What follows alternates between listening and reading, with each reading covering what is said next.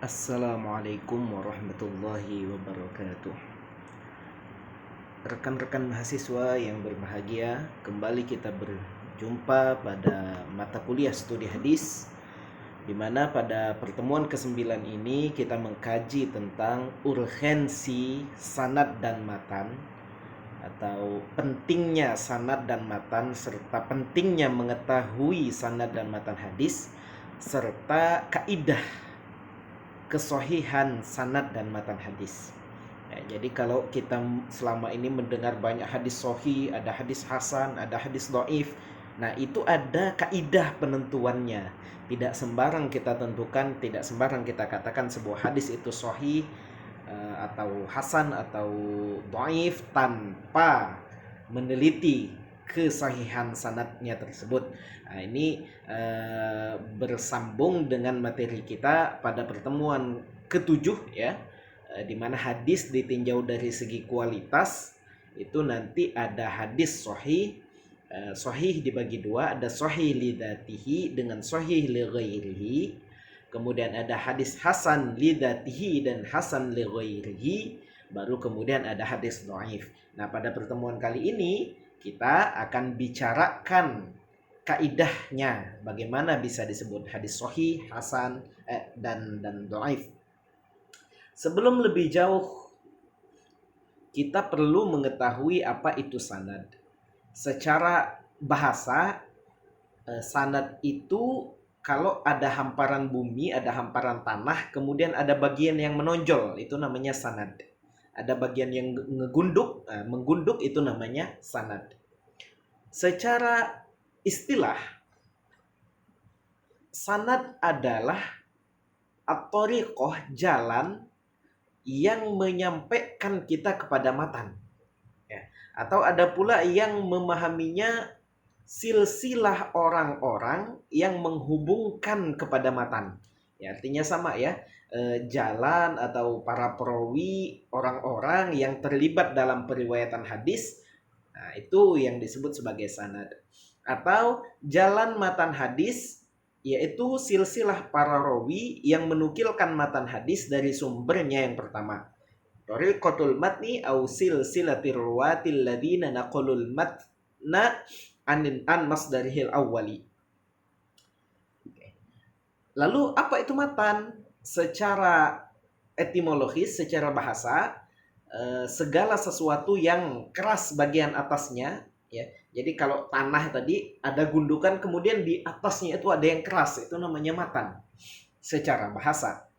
Secara istilah adalah mantaha ilaihi sanadu minal kalami fahuwa nafsul hadisil ladzi dzakarul isnadulahu. Perkataan yang disebut pada akhir sanad, yakni sabda Nabi Muhammad SAW yang disebut setelah atau sesudah habis penyebutan sanad. Nah, itu definisinya. Biar lebih jelas kita langsung ke contoh. Misalnya ada hadis riwayat Imam Bukhari nomor 2446. Haddatsana Muhammad ibnul Ala'i. Haddatsana telah menceritakan kepada kami, yang berkata di sini adalah Imam Bukhari. Imam Bukhari mengatakan telah menceritakan kepada kami, gurunya siapa? Muhammad bin Al-Ala. Muhammad bin Ala berkata, haddatsana Abu Usamah, telah menceritakan kepada kami Abu Usamah, an Buraid, dari Buraid, an Abi Burdah, dari Abi Burdah, an Abi Musa radhiyallahu anhu, dari sahabat Abu Musa al-Asy'ari radhiyallahu anhu, anin Nabi sallallahu alaihi wasallam, dari Nabi Muhammad sallallahu alaihi wasallam.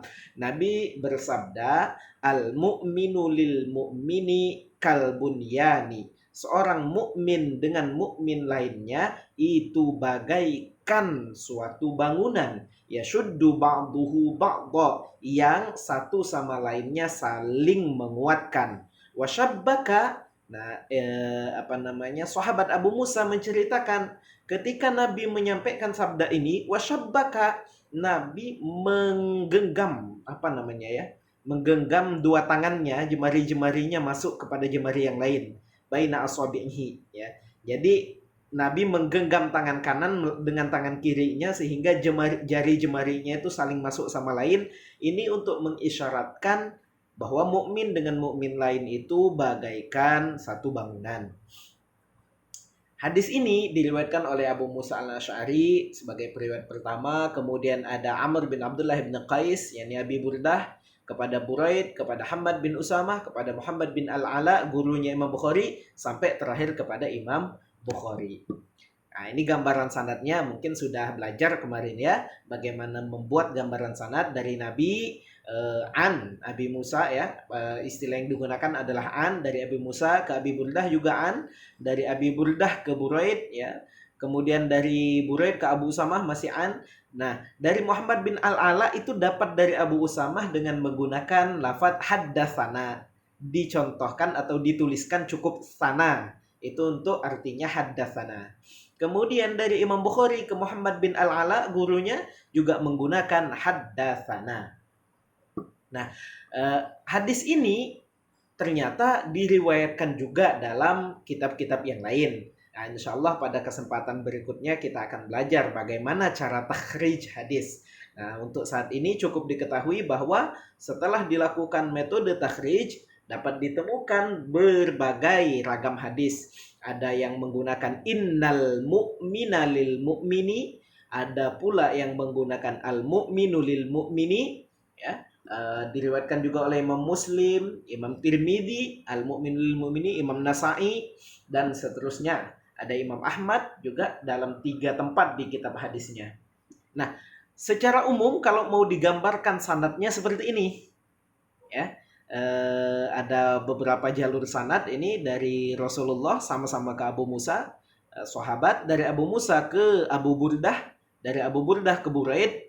Nah, dari Buraid ini ke banyak orang ya, ada ke Abdullah bin Idris, ada Sufyan, ada Hamad bin Usamah, kemudian ada Abdullah bin Idris lagi, dan ada Ibnu Mubarak nanti riwayatnya Imam Muslim.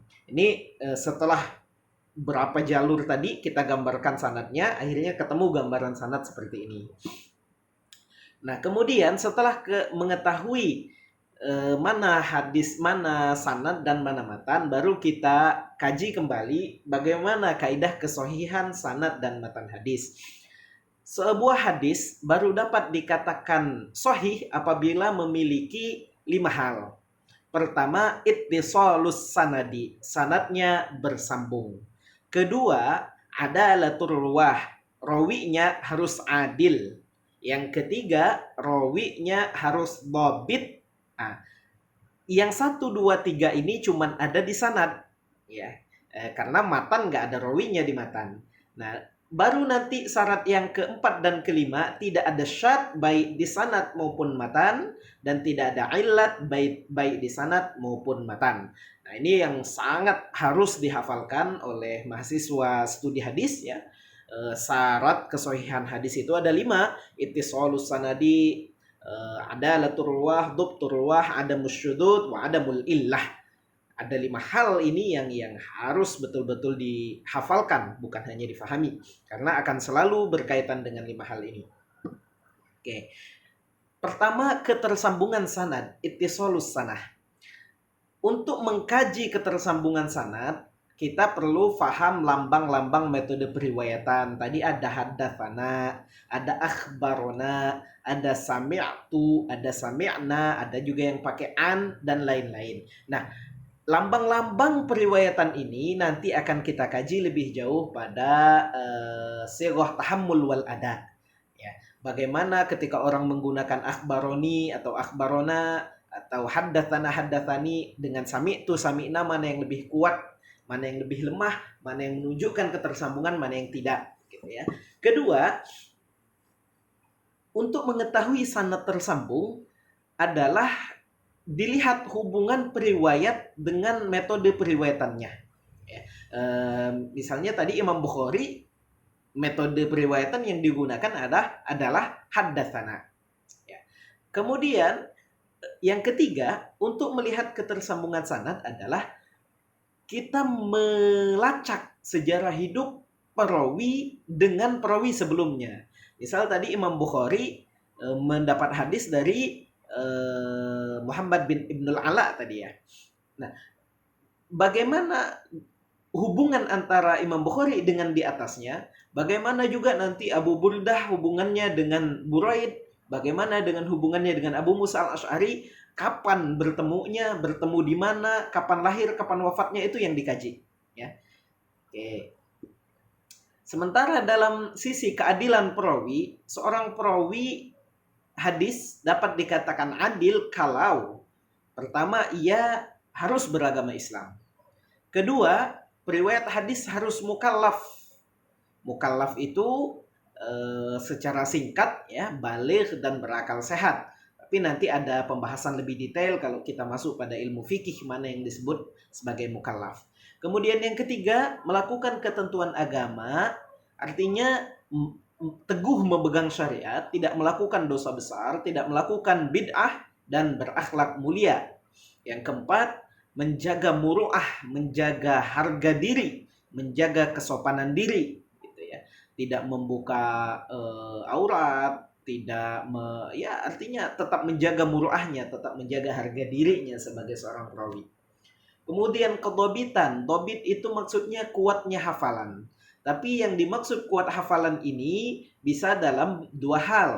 Bisa dalam kuat hafalan dalam hatinya atau kuat hafalan dalam bentuk tulisannya. Bisa jadi orang itu tidak kuat hafalannya secara hatinya, namun tulisannya cukup tertata, sehingga kapanpun dia mencari hadis, dia tinggal buka catatannya pasti ketemu. Nah, itu juga disebut dobit. Bagaimana seorang bisa dikatakan dobit? Pertama, hafal dengan sempurna hadis yang diterimanya. Kedua, mampu menyampaikan hadis yang dihafalnya dengan baik kepada orang lain. Yang ketiga, mampu memahami dengan baik hadis yang dihafalnya itu. Nah, kalau yang menggunakan catatan, ya berarti catatannya sempurna, ya hadis yang diterimanya itu sempurna catatannya. Kemudian mampu menyampaikan catatan hadis tersebut kepada orang lain ketika ditanya. Artinya kalau ada orang kuat hafalan secara tulisan namun kemudian tulisannya terbakar, maka dia tidak lagi disebut sebagai orang yang dobit. Kemudian tidak ada syad, ya. Tidak ada syad dalam hadis hanya dapat dilakukan apabila sebuah hadis memiliki lebih dari satu jalur riwayat.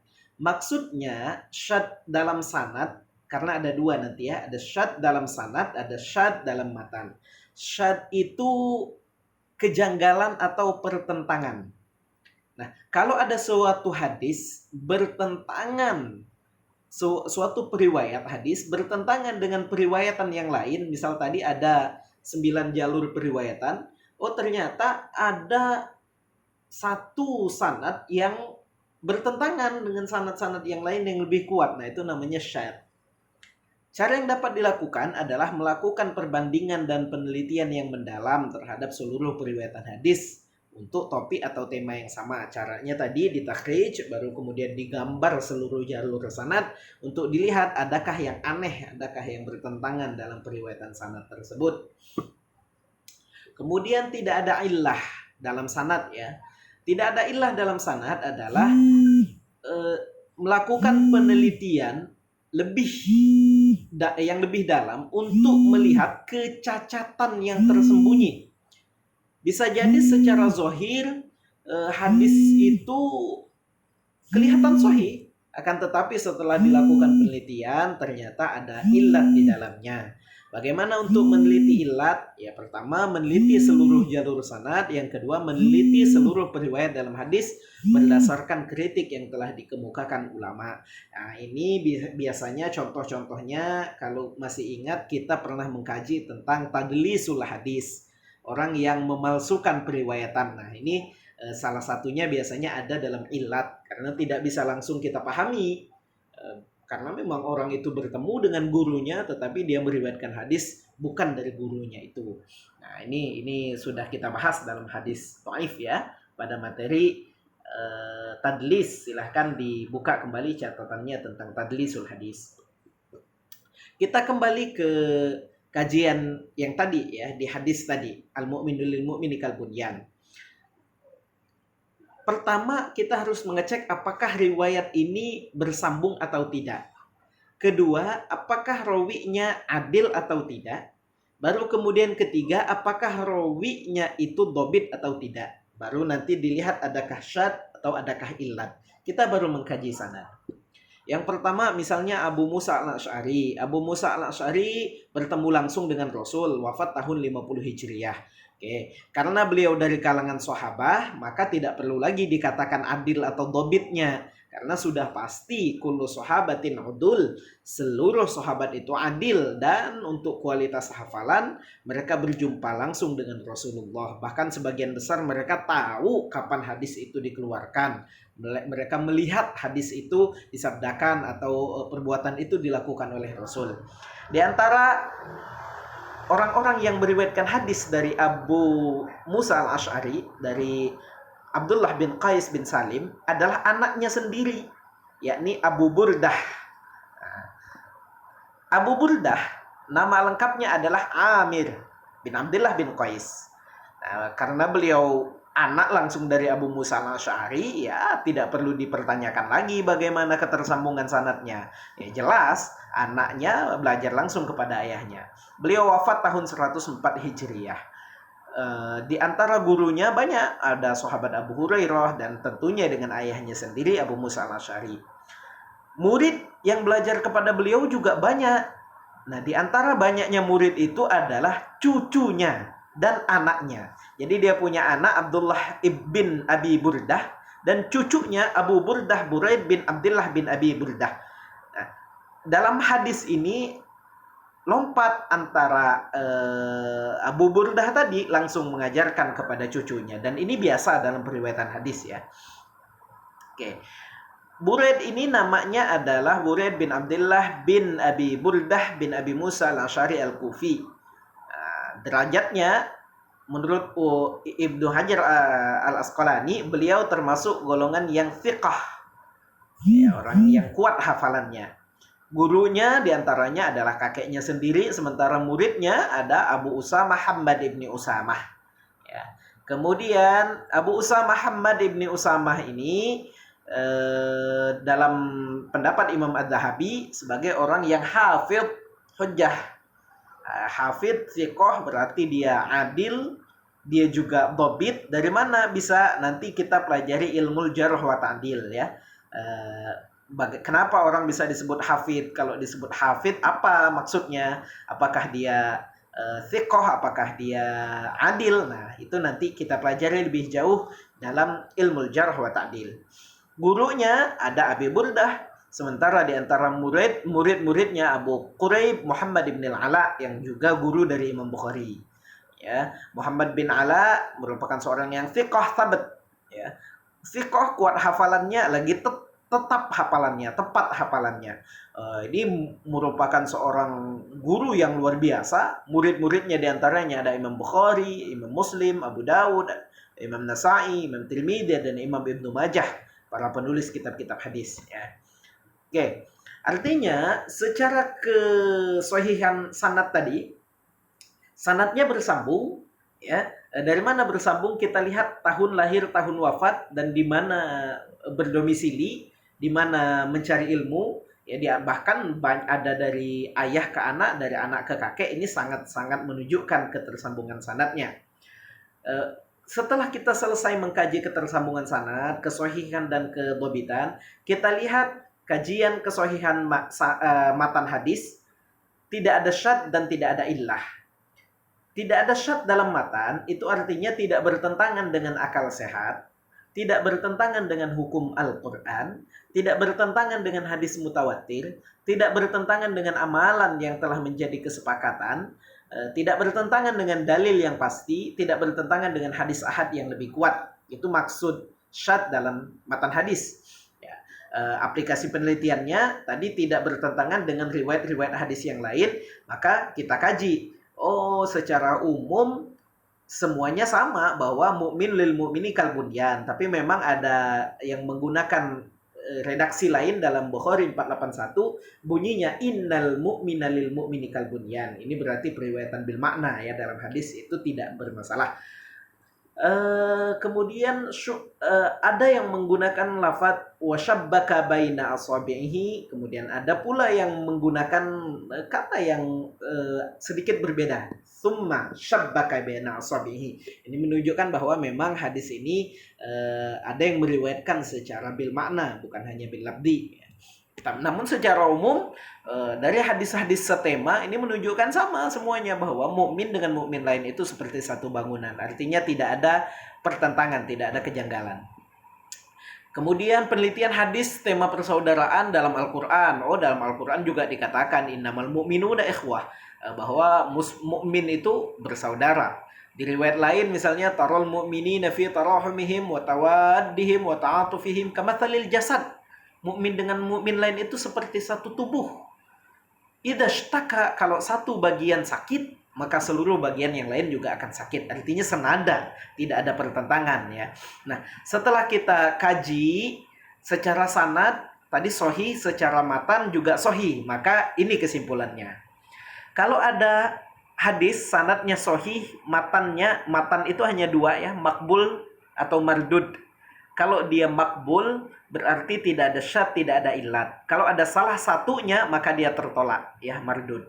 Nah, kalau ada sanadnya sahih, matannya makbul, maka kesimpulannya hadisnya sahih, hadisnya diterima.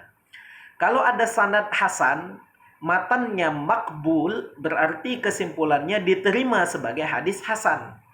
Kalau sanadnya dhaif tapi matannya makbul, maka dia ditolak karena dianggap sebagai hadis yang dhaif. Begitu pula kalau sanadnya sahih hasan dhaif tapi hadisnya matannya mardud, maka kesimpulannya akan ditolak dan dimasukkan sebagai hadis yang dhaif.